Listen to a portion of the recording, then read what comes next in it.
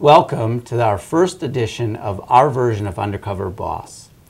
This year we started out at Gray Cloud Elementary. We were fortunate to go into a fourth grade classroom and work with Molly Rathbun's students as they were working on a literacy unit. You'll see in the segment that I'm able to work with some students individually and listen to them read. Our focus on literacy has to do with helping our kids really think through what they're reading. It's important that they have the fluency and the decoding ability to read the words and fluently read the sentence, but more importantly, our teachers work hard to question students, to have them really deeply think about what they read, what it means to them, and how they can tie it into their past learning and predictions of future learning. So you'll see that I had the great fortune to sit and read with 3 students.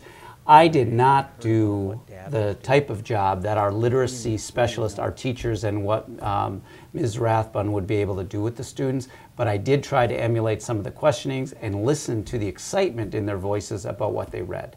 So let's visit our fourth grade classroom, and I hope you enjoy this segment. I'm fortunate this morning to be talking with Molly Rathbun. She's a fourth grade teacher at Gray Cloud Elementary. And thank you so much for allowing us to be in your classroom this morning. Thank you for coming. I thought we might talk a little bit about your background, how long you've been at Gray Cloud, and have you always taught fourth grade? Well, I've always been at Gray Cloud. So this is the very first job I started after graduating from college. And I've been here, this is my 18th year here.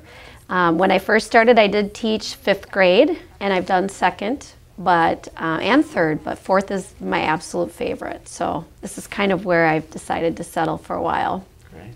What's the best part about teaching 4th grade? What do you like about 4th graders or the 4th grade year? Yeah, well, the one thing I like a lot about 4th grade students is their ability to interact with their peers on more academic level. They can work together and pair share or communicate what they're learning to me and ask specific questions about what they need from me. So I feel like I can get engaged in their learning easier. And how has this year started for you? We're in the 2nd month of school, and how does the class look? Or are there new initiatives that you're implementing this year? That's a great question. We have a very large literacy push this year in 4th grade.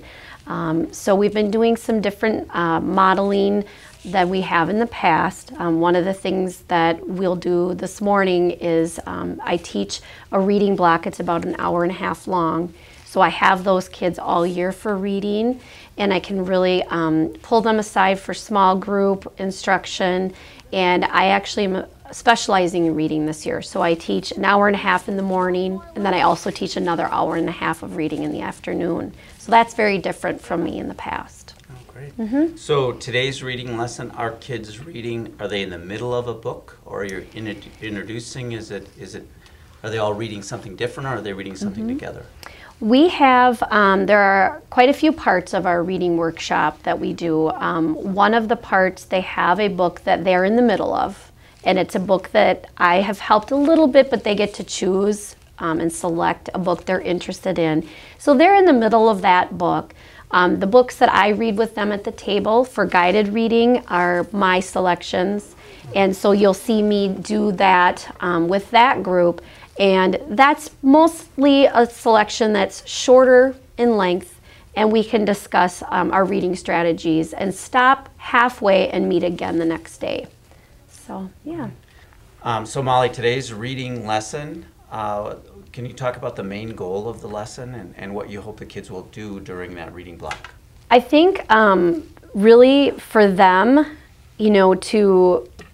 and I had the reading specialist in this week on Tuesday as well to just kind of walk around and monitor what's going on, to just kind of highlight the amount of independence we're looking for with this type of reading block.